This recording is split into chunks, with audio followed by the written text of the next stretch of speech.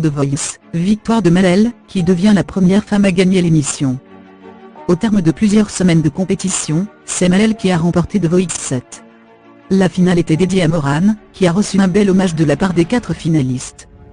Il aura fallu attendre cette saison, mais ça y est, une femme a gagné The Voice. Malel n'a que 17 ans, mais elle a déjà la voix d'une grande. Son timbre a donné des frissons plus d'une fois aux coachs, mais aussi aux téléspectateurs, qui ont voté en masse ce samedi 12 mai pour la jeune et touchante lycéenne. Avec 55,3% des voix, elle était loin devant le second, Raffi Arto, qui a séduit 19,8% du public. Casanova, 12,6%, Examurican, 12,3%, fermant le tableau de cette finale de The Voice. Pour Malel, tout a commencé lors des auditions à l'aveugle, où son timbre de voix est très pur, avait tout de suite interpellé les 4 coachs. C'est finalement chez Zazie, que la jeune fille un peu timide, débutera son aventure.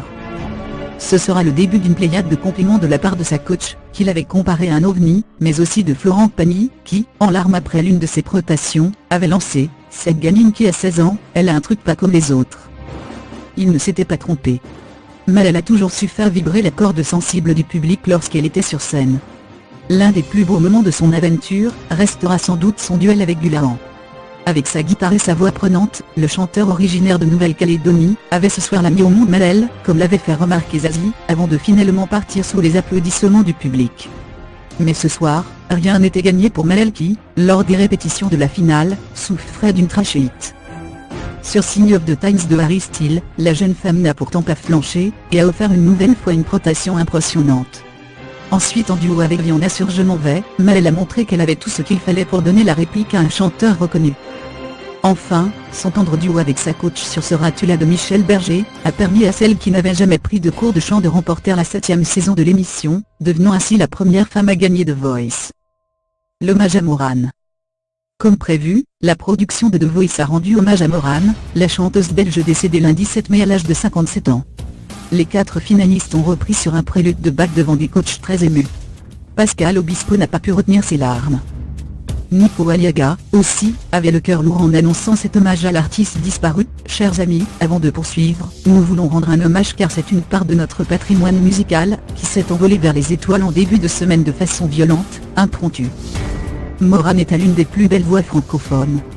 C'était une chanteuse intense, une belle personne, une belle âme aussi, touchante, aimante, généreuse. Le samedi soir, elle aimait commenter l'émission sur les réseaux sociaux avec humour, avec générosité.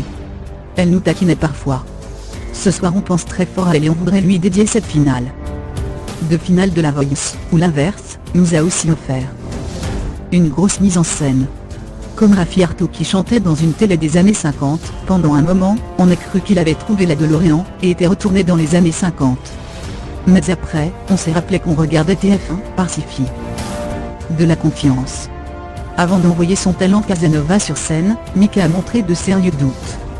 Tu sais comment on va, peut-être, avoir une chance de gagner, autant dire que ce soir, Mika avait allumé 3 cierges, et portait ses chaussettes porte-bonheur.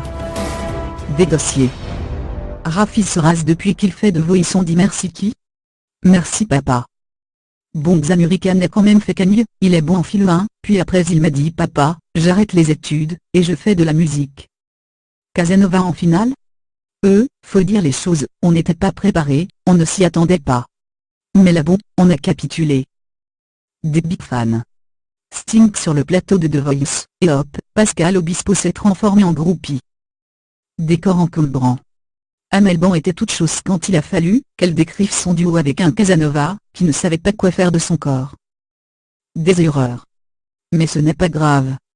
En pleine chanson, Mika a sorti « Casanova, je me suis trompé. Mais tu sais quoi? On s'en fiche, c'est la finale. Et revenir dessus. Ça fait des semaines que je dis qu'il faut être parfait, et là j'arrive, et je me plante. Tout de suite. Des souhaits dont on aurait pu se passer. Comme Zazie qui souhaite à Malel, le même destin que Lilian Renaud. La phrase du jour, par Florent Pagny à Raffi Arto. Nos enfants ne sont pas nos enfants, nous sommes les arcs et ils sont les flèches, et toi t'as une super flèche. L'instant cut du jour.